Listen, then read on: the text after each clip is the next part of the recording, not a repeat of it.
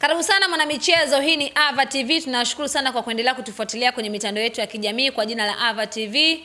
Endelea kusalia nasi kwa ajili ya kujuza kile ambacho kinaendelea na kile ambacho kinazungumzwa hasa kwenye mitandao ya kijamii.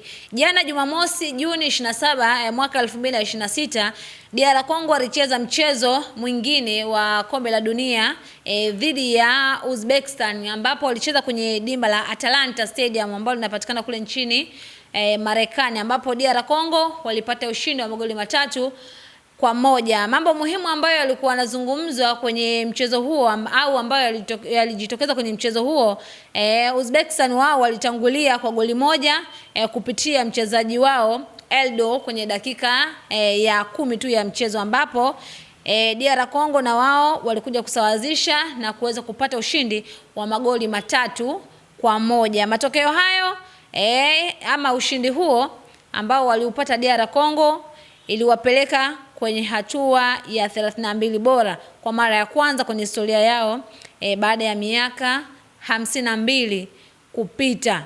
Mechi inayofuata ambayo watakwenda kucheza DR Congo ni dhidi ya England Julai 1. Congo wao kwa namna ambavyo walianza kwenye hatua ya makundi, walianza kwa kupata sare dhidi ya Portugal, alafu wakapoteza kwa goli moja dhidi ya Colombia kabla ya kucheza hapo jana dhidi ya Uzbekistan. Kwa hivyo tunavyozungumza mpaka sasa DR Congo wamefuzu kwenye hatua ya 32 bora kwenye kombe la dunia kwa msimu huu wa 2026. Lakini ukiachana na hicho, story kubwa ni kuhusiana kila ambacho alikifanya Fiston Mayele kwenye mchezo wa jana. Fiston Mayele jana amefunga goli lake kwenye dakika ya 78 ya mchezo, ambapo tumeshuhudia klabu yake ambayo alichezea hapo zamani, na zungumzia klabu ya Yanga Sport Club, na wao waliguswa kwenye kila ambacho alikifanya baada ya kufunga tu goli lake la kwanza kwenye historia yake ya mchezo ama kwenye historia yake ya mpira.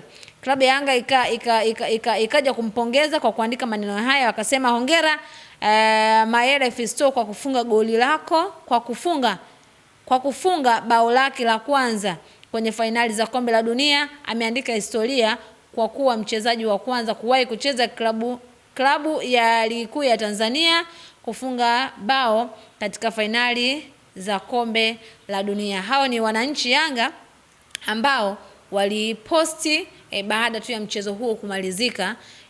Lakini mchezaji huyo Fisto Kalala Mayele na yeye alikuja pale kwenye comment, akaja akatoa comment yake, akasema kwamba asanteni sana wananchi na wapenda, akaweka emoji hapa ya kushukuru, lakini pia akaweka emoji ya kopa la love kumaanisha upendo ambao anao kwa wananchi Yanga. Lakini ukiachana na hiyo, president wa Yanga Engineer Hersi Ali Said na yeye alikuja ka comment kwa upande wake, akasema proud of you, akamtagi hapo Fisto Kalala Mayele.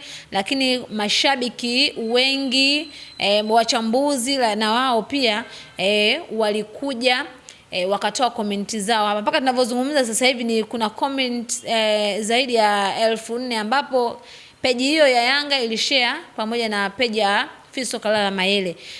Maoni ni mengi, lakini pia comment ni nyingi za kumpongeza kwenye kila ambacho alikifanya hapa, ambacho amekifanya kwenye mchezo wake ambao walipata nafasi jana na kuweza kufunga goli. Hapa namuona Nifa huyu anasema Yanga timu ya manyota, alafu akaweka emoji ya fire, emoji ya love.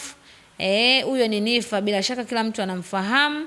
Lakini pia hapa kuna Petman wa kuacha anasema proud of you Fiston. Wapo watu wengi ambao wamedondosha komenti zao. Huyu ni Gansley, huyu ni shabiki wa Yanga, anasema vichwa vya magazeti ya leo, Yanga yafunga goli lake la kwanza kombe la dunia. Sawa. Lakini hapa komenti zipo nyingi za wadau mbalimbali. Na Godi naye anasema ndio mchezaji pekee kiufupi kucheza ligi ya Bongo, anafanya makubwa World Cup. Huyo ni Godi Yanga, na yeye ametoa komenti yake hapa, anasema Yanga ndio timu pekee inayojua kuheshimisha wachezaji wake. Akaweka emoji za kunyosha mikono, lakini pia emoji za moto hatari. Mwingine anasema na amecheza Yanga. Yes, wamefafanua hapo.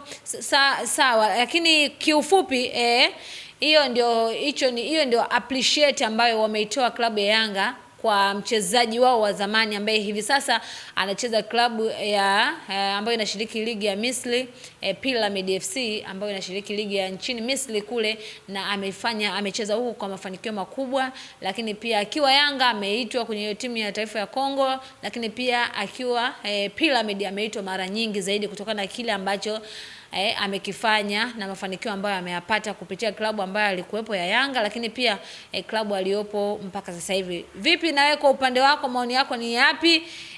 Unampongeza kwa namna gani Fiston Mayele kwa kila ambacho amekifanya kwenye World Cup kwa msimu huu? Pengine watu wengine walikuwa hawategemei kama angeweza kufanya makubwa yale, lakini imewezekana kwa jitihada na uwezo ambao Fiston Kalala Mayele alikuwa nao mpaka sasa. Na mimi nilifanya jitihada ya kumtafuta kwa sababu huwa tunawasiliana mara moja sana. Nimefanya jitihada ya kumtafuta lakini imeshindikana, pengine labda ana furaha zaidi ameshinda kushika simu. Kama ikitokea nikampata, basi tutashare mawili matatu kuhusiana na kile ambacho amefurahishwa nacho kwa upande wake, lakini kwa mashabiki wake kile ambacho wanamsupport kwenye kile ambacho anakifanya. Ni hayo. Endelea kufuatilia Ava TV kwa taarifa na habari mbalimbali za kimichezo ambazo zinaendelea kwenye kombe la dunia, kwenye ligi kuu, lakini pia mambo mbalimbali ambayo yanahusiana na michezo. Stori zote utazipata hapa kupitia Ava TV.